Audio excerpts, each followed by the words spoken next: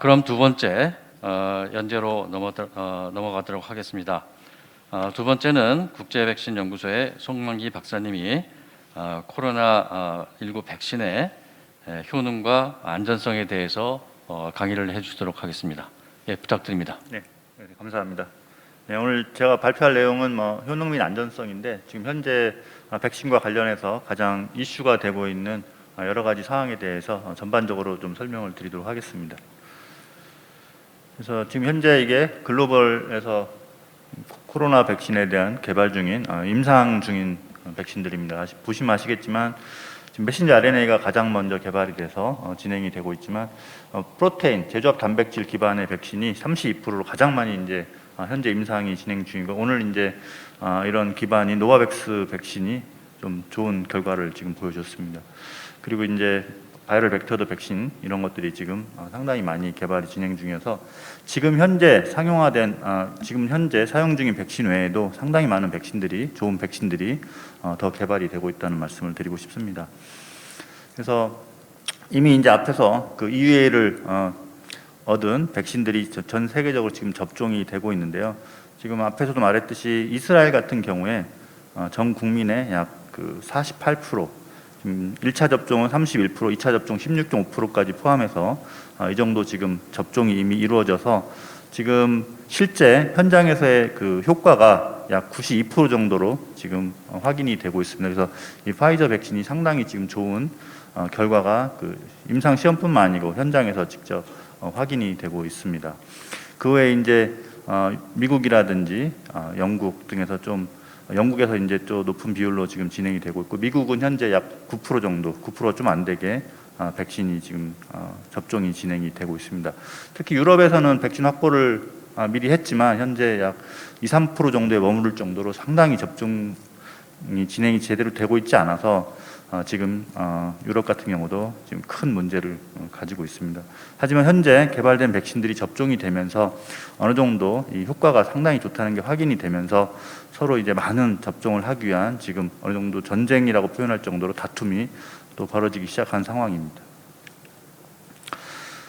지금 이걸 보시면은 지금 현재 전 세계적으로 백신이 접종되고 있는 그 상황인데요. 지금 많이 올라오긴 했지만 아직도 하루에 400만 도스 정도밖에 접종이 안 되고 있습니다. 전 세계 전체를 다 포함해도 일주일을 평균 내보면 약 400만 도스인데, 이게 지금 열흘이 되면 4천만, 100일이 돼야 약 4억 명 정도, 전 세계 인구의 20분의 1인데요. 근데 이것도 두 번을 해야 되기 때문에 그렇게 따지면 정말 낮은 비율입니다.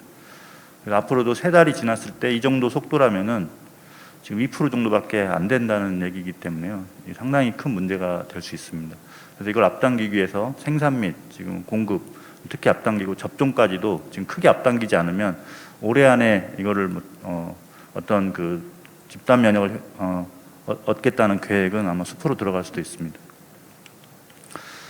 우리나라의 지금 구매 현황이 다들 잘 아시겠지만 아스트라제네카, 얀센과 같은 바이럴 벡터, 그리고 이제 화이자, 모더나의 메신저 RNA 백신을 이렇게 구매했다고 이제 정부에서 이제 발표를 했습니다. 특히 이제 주목되는 게 노바백스 백신입니다. 아직 계약까지는 이루지 않았지만 4천만 회분에 대해서 기술 이전을 받아서 국내에서 직접 생산해서 공급하겠다는 계약인데요. 이 아스트라제네카와 더불어 전 세계에서 가장 많이 선구매를 한 백신입니다. 아스트라제네카가 약 30억 도스 이상이 됐고요. 노바백스도 그 임상 1, 2상 결과가 워낙 좋게 나와서, 그리고 전통적인 방식의 백신이다 보니까 이거에 대한 그 선구매 요구가 많아서 지금 현재까지 약 13억 도스 이상이 선구매가 된 백신이고, 오늘 오전에 이제 그 임상 3상, 그 영국과 그 사우스 아프리카에서 했던 임상 결과가 나왔습니다. 그래서 영국에서 10,000명, 그리고 사우스 아프리카에서 약 5,000명 정도 해서 전체 약 15,000명 정도의 지금 임상 2, 3상 결과가 나왔는데, 이게 참 결과가 그 변이에 대한 어떤 답을 주는 그런 결과가 나왔습니다. 그래서 일단 오리지널 그 바이러스에 대해서는 95.6%의 효능이 나와서 정말 좋은 결과를 보였고요. 그리고 영국 베리언트까지 포함하면 85%를 보여서 약 89.3%, 그러니까 이 변종까지도 아주 잘 이제 방어하는 걸 보여줬는데, 안타깝게도 그 사우스 아프리카에 있었던 그 변종에 대해서는 정상인들 기준으로 약 60% 정도의 효능을 보였습니다. 그리고 이제 에이즈 환자를 이제 이 접종 그룹에 포함을 시켰었는데, 그 그걸 다 합쳤을 때는 약 50% 정도밖에 효능이 나오지 않는다, 이렇게 지금 보고가 돼서, 물론 이게 중간 결과이기 때문에 앞으로 이제 결과가 더 쌓여서 결과들을 더 봐야 되겠지만, 확연하게 이 변종이, 특히 이제 사우스 아프리카에 있었던 변종이 백신의 효능을 지금 많이 떨어뜨리는 것 같습니다. 그래서 이제 그 노바백스 백신 같은 경우에는 이제 이게 나노 파티클이라는 제조합, 기존에 이제 사노피에서 개발하던 게 포기를 했는데, 같은 제조합인데도 사노피는 포기한 이유는 이게 구조가 상당히 중요합니다. 지금 이 그 코로나 백신 같은 경우에는 구조를 어떻게 만드느냐, 이 스파이크 단백질의 특히 RBD 부분의 구조를 어떠한 식으로 만드느냐가 이 백신의 효능을 크게 좌우하는 것 같습니다. 그래서 이 노바백스 같은 경우에는 이 나노 파티클 기술을 가지고 있는데, 이 사이즈는 약 30에서 40 나노미터 정도 되는 건데, 이렇게 파티클을 잘 형성합니다. 그래서 이런 그 구조를 잘 유도를 해서 백신의 효능을 크게 증가시켰고요.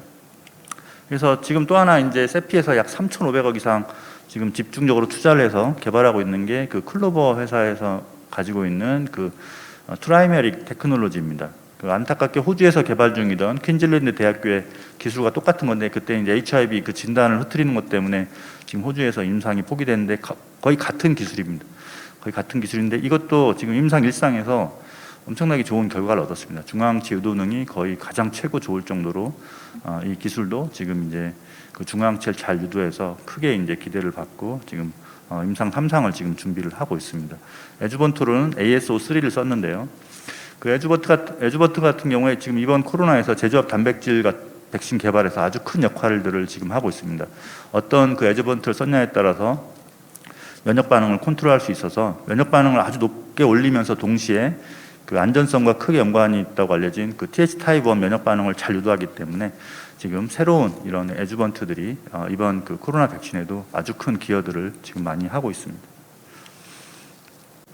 그리고 이제 이 코로나 백신의 그 안전성에 관한 건데요. 사실 그 지금 많이들 얘기되고 있는 이 안전성은 어떤 백신의 부작용적인 측면에서의 안전성이 지금 많이 얘기되고 있지만, 처음에 이 코로나 백신이 개발될 때 그 대부분의 전문가들이 걱정했던 안전성은 그 VAERD라고 불리는 그 백신을 맞고 나서 나중에 바이러스가 들어왔을 때 오히려 백신 때문에 그 면역 반응을 오히려 그 훨씬 더 병을 심하게 만드는 이런 것들을 크게 우려를 했었습니다. 그리고 또 하나가 이제 그 엔티바디 디펜던트 인핸스먼트인데요. 그러니까 이 백신에 의해서 혹시라도 이러한 것들이 일어나지 않을까, 이거를 정말 크게 우려해서, 여러분 백신 개발해서 보시면 미국과 유럽 쪽에서는 그 킬드 바이러스 백신을 거의 시도를 하지 않고 있습니다. 딱 하나 시도 중인데, 그것도 그 에주번트를 TH 타입 1을 강하게 유도하는 식으로 해서 이런 그 면역 반응을 컨트롤하려고 해서 개발하는 것이지, 기존대로 킬드에다가 알럼을 써서 개발하는 방식은 아예 시도조차 하지 않았습니다. 그 이유가 그 백신 개발 역사에서 정말 아주 참혹했던 결과가 그런 것들이 경험이 있었는데요. 1960년대 그 포르말린 인액티베이티드 RSV 백신 개발에서, 통상적이라면 이 백신을 이 바이러스에 걸리더라도 영유아가 그렇게 큰 문제가 되지는 않습니다. 물론 뭐 1세 이하에서는 독감보다는 훨씬 피해가 심하긴 하지만 뭐 사망이나 이런 것들은 아주 낮은 비율인데, 이 임상에서 바로 그냥 이 백신을 이 사백신을 접종한 그 아동들이 2명이 사망을 하고 80% 이상이 병원에 아주 심한 질병을 통해서 입원을 하게 되었습니다. 오히려 백신에 의해서 유도된 면역 반응 때문에 나중에 바이러스에 걸렸을 때 훨씬 더 증상이 악화되는 그런 현상이 발견됐고, 나중에 그 실험을 통해서 그게 왜 그런지 그런 것들이 상당히 많이 증명이 되었습니다. 그리고 또 하나가 이제 홍역 백신 개발에서 같은 이제 비슷한 역사가 있었는데요. 이때는 그 RSV만큼은 심하진 않았지만 어티피컬 미즐즈라는 상당히 심각한 질병을 유도했습니다. 그리고 또 실제로 60만에서 90만 명이 접종된 후에 또 이런 그 현상이 발견돼서 상당히 이제 문제가 커질 뻔했었지만, 다행히 이제 그 라이브 백신이 개발이 되면서 그 백신을 통해서 이 증상을 크게 완화시킬 수 있어서 다행히 이게 크게 문제가 되지 않고 어느 정도 많이 해결이 됐었습니다. 그 최근에 이제 개발된 백신 중에 댕기 백신이 접종 후에 상당히 오랜 기간이 지난 후에 바이러스 타이터가 낮아지면서 나중에 그 백신 접종 후 나중에 바이러스가 들어왔을 때 오히려 그 백신에 의해서 유도된 면역 반응 때문에 사망하는 아주 몇십 건의 그 과학적으로 증명된 케이스가 나왔습니다. 이것 때문에 이제 필리핀에서 백신 접종이 중단이 되고 그 백신 개발에 관여했던 사람이 구속이 되는 그런 상황까지 갔었는데, 어쨌든 사실 전문가들이 크게 우려했던 것은 이런 상황들이 혹시라도 이 코로나에서 발생하지 않을까를 정말 크게 우려를 했었습니다. 그 이유가 그 사스, 지금 이 사스 코비2 말고 그 사스 때 동물 실험 모델에서 이런 그 VAERD나 AD 현상이 관찰이 됐었습니다. 그러한 것 때문에 이번 그 사스 코로나 경우에도 19의 경우에도 그럴 가능성이 있었기 때문에 크게 우려를 했었는데, 다행히도 동물 실험에서도 거의 현상이 나타나지가 않았고 재현이 안 됐고, 특히 이제 임상에서 임상 3상까지 하고 실제 백신 접종 후에도 이러한 그 현상이 지금 거의 관찰이 되지 않고 있어서 정말 그 다행으로 생각을 하고 있습니다. 그래서 제가 박만성 교수님께서 앞에서 그 베리언트에 대한 말씀을 하셨지만, 제가 따로 또 준비한 이유는 이게 그만큼 지금 심각할 수 있기 때문입니다. 지금 그 노바백스에서 효능 결과도 나왔지만 이미 백신의 효능이 정말 크게 심각하게 떨어질 수 있다는 확인이 지금 된 상태고요. 그래서 말씀하신 대로 지금 영국 베리언트와 그리고 그 사우스 아프리카 베리언트, 그리고 최근에 이제 브라질 베리언트까지 이 세 개가 다 지금 국내에도 다 지금 현재 들어와서 아마 바이러스가 확보되어 있는 걸로 지금 알고 있습니다. 그래서 이것들이 이제 그 컨벌레센스 실험에 대해서 상당히 높게 실험 대비 중앙체 비율이 825에서 영국 베리언트는 343, 그리고 그 사우스 아프리카 베리언트는 148까지 떨어뜨려서 정말 그 중앙체를 유도하는 능력이 아주 심하게 이제 떨어지는 게 컨펌이 됐고요. 그리고 그 실제로 그 모더나와 그 파이저 백신에 대해서도 8.6배, 6.5배 정도 그 사우스 아프리카 스트레인은 떨어뜨려서 백신의 효능이 앞에서 노바백스와 같이 50% 정도까지도 떨어질 수 있는 그런 가능성을 보여주는 논문들이 지금 발표가 되고 있습니다.